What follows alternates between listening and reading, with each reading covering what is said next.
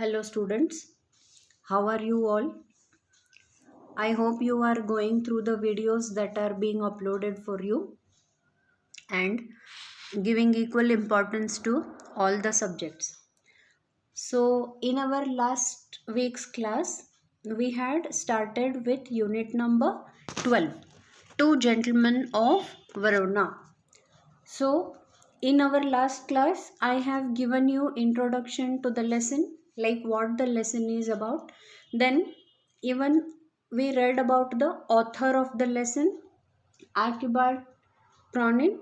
Then I also gave you some words from the glossary, words which were new in the lesson or difficult, and made them simple in simple words and their meanings.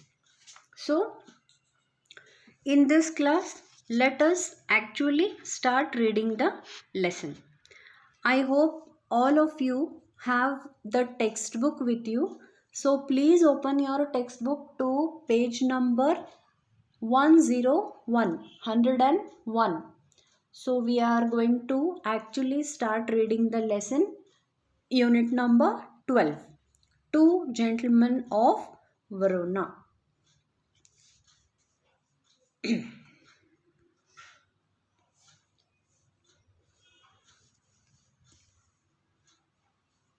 Now, one or two sentence you may find different on the slide and different in the textbook. Don't worry, explanation remains the same. Maybe because we run short of time, so I might have cut down one or two sentences. Doesn't matter. Just go on referring. You will get a link. So, as we drove through the foothills of the Alps, two small boys stopped us on the outskirts of Verona. They were selling wild strawberries, bright scarlet berries that looked delicious against the dark green leaves lining the wicker basket. Now, as we drove, we here indicates the author. He has a friend with him and they have a person who is driving their vehicle, the driver. So these three people are in the vehicle and they are driving through the foothills of the Alps. I told you, mountain range. So whichever words are given in the glossary, you need to refer to them, because already the meanings are given and I have told you in the last class. So whenever those words appear, you need to apply that meaning here and read, understand and read further. Okay. So as they were uh, coming towards the city of Verona, they means the author, his friend and the driver, they saw two boys selling strawberries. So this is just a picture for your reference and imagination. You can see in the picture that there are two people sitting on the backside seat and you can see the driver, and here are two boys who are having a basket full of berries and they are trying to sell them. So this picture is just a picture taken for your reference and understanding. If you search in Google, you will get many pictures related to the lesson. Whichever pictures I have chosen are also from Google. If you want to search more in detail, you can search. This is just for your reference, my dear students. I am telling you again, this is just for reference. Now,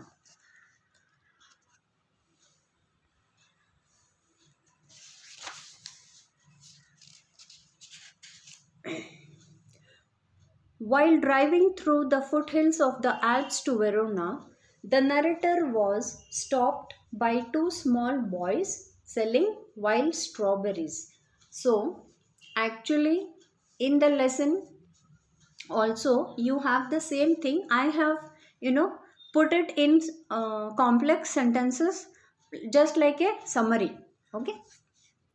Meaning is same. Go on reading the lesson and try to connect what we are reading here. Simultaneously you will understand. Though their driver tried to dissuade them from buying the strawberries, the narrator and his companion bought the biggest basket the boys had for sale because they were attracted to them.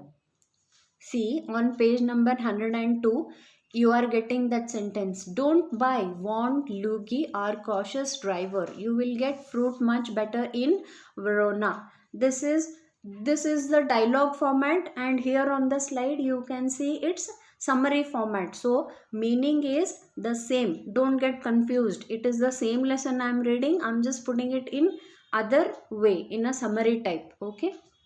So the driver of the narrator, that is the author, the writer, he warned, gave a warning saying that look at the boys, they are so shabby, dirty looking, not so good. So don't buy fruit right here from them. You will get much better in the city. Once we go inside the city of Verona, you will get much better quality fruit. But what happened? The narrator and his companion is friend. As we saw in the previous slide, the narrator and his friend, companion, and they are sitting on the back seat. So they both were somehow attracted to the boys who came with a basket of strawberries, and in spite of the driver telling the narrator not to buy from them, still the narrator and his companion purchased the biggest basket of strawberries that the boys had.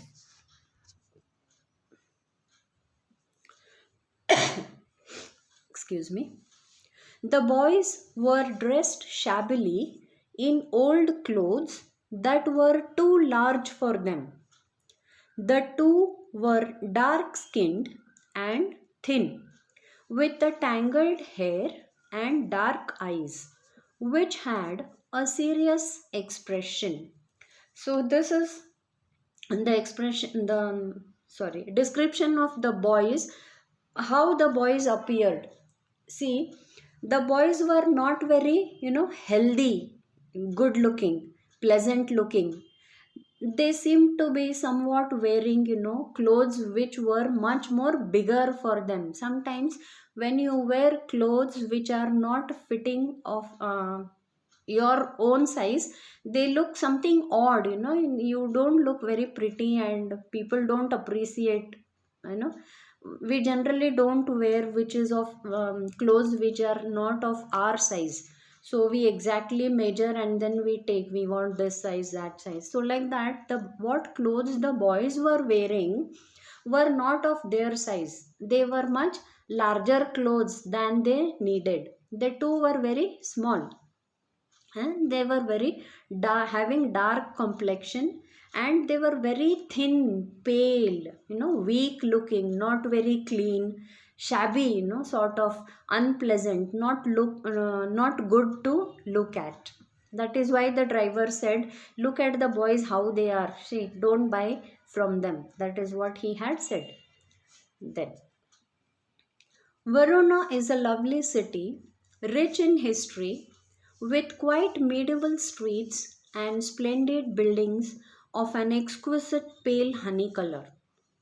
Romeo and Juliet are reputed to have lived here. Now, the city to which the narrator was going is mentioned before, that is Verona. So what we are learning here is, once upon a time you might have heard about the great couple Romeo and Juliet. So it is believed that Romeo and Juliet lived in that city when they existed. So the city is, having so many places that one can visit, so many things that one can enjoy. It has a rich history with, you know yellowish color spread everywhere, like it's a colorful city. That is what the author is telling us. Then, now, who were the two boys who were selling strawberries. In the previous slide, we saw that the two boys were selling strawberries. Then, who were those boys? The author is telling us about them now. The boys were brothers. So, the two boys were brothers, siblings. Nicola, the elder, was 13.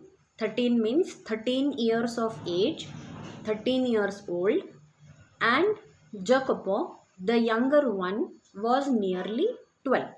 So, one was 12 years old and the elder one was 13 years old. What was the name of the elder brother? Nicola. And the younger one, Jacopo. Then, what the author is telling us. The next morning, the narrator found the two brothers shining shoes outside their hotel. So, the day the author came to the city of Verona, the two boys were selling strawberries. They were selling fruits. The same two boys, next morning, the narrator, that is the author, saw that they were polishing shoes outside the hotel in which the narrator stayed. The boys told him that besides picking fruit and shining shoes, the two boys also worked as tour guides. Then the narrator went up to the boys, spoke to them, and asked them, yesterday you were selling fruits, right? Today you are polishing shoes. So the two brothers very calmly and respectfully answered the narrator that yes sir, we do many things. We don't only sell fruits, but we also polish shoes, we also hawk newspapers, and we can also guide the tourists to see the beautiful places in and around Verona. So we act as guides on a tour also. Then so the narrator was impressed with this, and then he said, okay, fine, in that case, then you take me around, me and my friend, you take us around the city of Verona and show us whichever places are of interest to see. As the boy showed the narrator and his companion around the town, he noticed the boys were childish and innocent. So, as day by day they spent time together, because every day they visited one or the other place, they went to a hotel, they went to a restaurant, they went to see a play, and so many things. They went around the city of Verona sightseeing. So the narrator gradually came to know about more and more about the two boys. So he says they were childish, but they were innocent. But even though Jacopo was lively and Nicola had a charming smile, both the boys appeared to be very serious. There was something which the boys had in their mind and they were not showing it to others. They were not opening up what exactly the problem was. The narrator was feeling somehow in his mind that there is some problem, but the boys are not telling it to us, because the two boys, they made fun, they laughed, they enjoyed, but there was a limit for it. They were not, let go type of. They were very sensitive, they were very careful about their behavior. During the week that the narrator and his companions spent in Verona, they often saw the boys who were always ready to do chores for the two men. So, even things, small little work, little kind of work assigned to them, like getting a packet of cigarettes or booking tickets for the opera play, all these kind of work also the boys did for the narrator in the week that the narrator and his companions spent in Verona. So any work which was told to them, in turn they would get money. The boys never said no.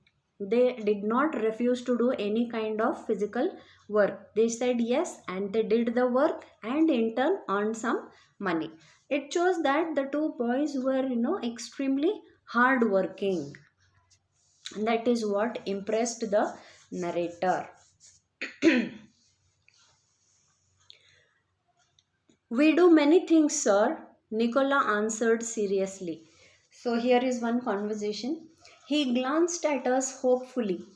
Often we show visitors through the town to Juliet's tomb and other places of interest. That is what I told you in the previous slides.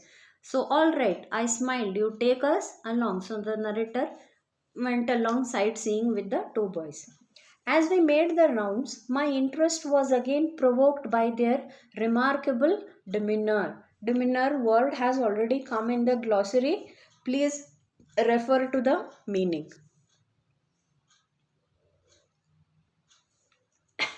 They were childish enough and in many ways quite artless. Jacopo, although his lips were paler than they should have been, was lively as a squirrel. Nicola's smile was steady and engaging, yet in both these boyish faces there was a seriousness which one respected, an air of purpose far beyond their years. Now, what is this meaning of the last line that we read? An air of purpose far beyond their years. So, they both were hardly 12 and 13 years, but for what purpose? There was a purpose why they were doing all this kind of small work which anyone told them for very small amount. There was a purpose behind it, and that purpose was very big, very huge, very serious. That is what he says. What struck one most was their unremitting willingness to work. I told you, willingness.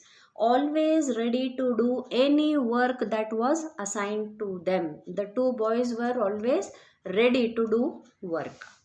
During these summer days, under the hot sun, and in the long evenings when the air blew chill from the mountains, they shined shoes, sold fruits, hawked newspapers, conducted tourists round the town, ran errands, errands means small jobs, exploited every avenue which the troubled economy of the town left open to them.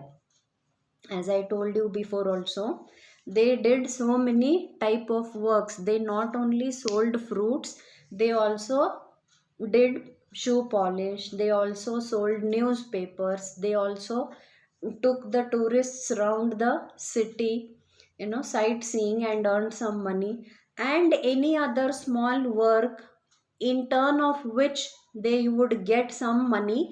They did all those kind of works.